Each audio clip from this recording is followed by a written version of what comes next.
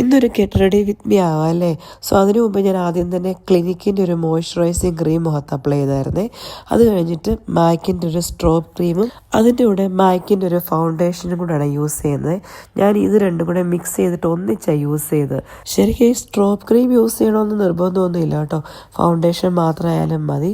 ഇതിപ്പോൾ രാത്രിയിലെ ഒരു നൈറ്റ് പാർട്ടിക്ക് പോകുന്നുണ്ടോ, ഡേ ടൈമിലായിരുന്നെങ്കിൽ ഞാൻ സൺസ്ക്രീനും കൂടെ യൂസ് ചെയ്തേനെ. രാത്രി ആയതുകൊണ്ട് സൺസ്ക്രീൻ ഞാൻ യൂസ് ചെയ്യുന്നില്ലെന്നേ ഉള്ളൂ. അതുപോലെ ഈ ഫൗണ്ടേഷനൊക്കെ കൈകൊണ്ടല്ലാതെ നമുക്ക് ബ്രഷ് വെച്ചോ സ്പഞ്ച് വെച്ചിട്ടൊക്കെ അപ്ലൈ ചെയ്യാം. സത്യം പറഞ്ഞാൽ എനിക്ക് കൈകൊണ്ട് അപ്ലൈ ചെയ്യുന്ന കുറച്ചും കൂടെ കംഫർട്ട് കേട്ടോ. ഫൗണ്ടേഷൻ മുഖത്തിട്ട് കഴിഞ്ഞിട്ട് അടുത്തത് നമ്മുടെ കോമ്പാക്ട് പൗഡറാണ്.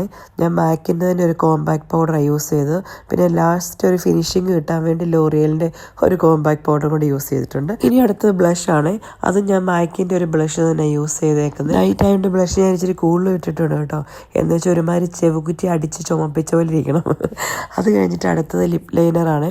ഞാൻ ലിപ്സ്റ്റിക് ഇടുന്നതിന് മുമ്പ് എപ്പോഴും ലിപ് ലൈനർ ഇട്ടിട്ട് ലിപ്സ്റ്റിക് ഇടത്തുള്ളൂ. ലിപ് ലൈനർ ഇടുവാണെങ്കിൽ നമ്മുടെ ലിപ്പിന് നല്ല പെർഫെക്ഷനും കിട്ടും, പിന്നെ ലിപ്സ്റ്റിക്ക് സ്പ്രെഡ് ആവാതിരിക്കുകയും ചെയ്യും കേട്ടോ. അടുത്ത ലിപ്സ്റ്റിക്കാണ്.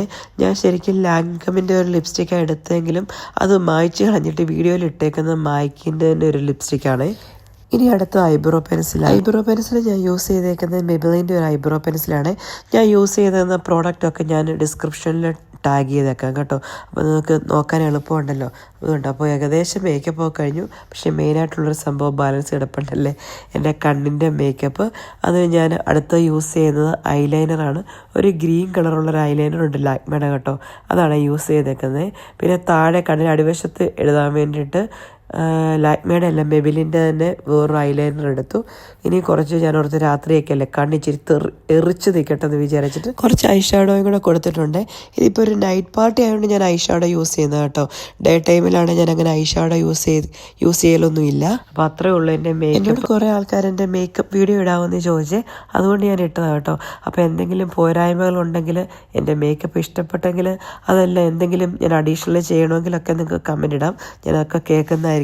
ഞാൻ ആദ്യം ഷോളൊക്കെ ഇട്ട് നോക്കിയെങ്കിലും പിന്നെ ആ ഡ്രസ്സിനോട് ആ ഷോള് മാച്ച് ചെയ്യുന്നില്ലെന്ന് എനിക്ക് തോന്നി കേട്ടോ. അതുകൊണ്ട് ഷോളൊന്നും ഇല്ലാതെ പിന്നെ പാർട്ടിക്ക് പോയി. പിന്നെ ഈ ഡ്രസ്സിനോട് ഓർണമെന്റ്സ് ഇടാൻ, ഈ ഡ്രസ്സ് ഭയങ്കര വർക്കുള്ളൊരു ഡ്രസ്സല്ലേ, അപ്പോൾ ഓർണമെന്റ്സ് ഇട്ട് അത് വൃത്തികേടാന്ന് തോന്നിയോണ്ട് ഇടാഞ്ഞതാണ് കേട്ടോ.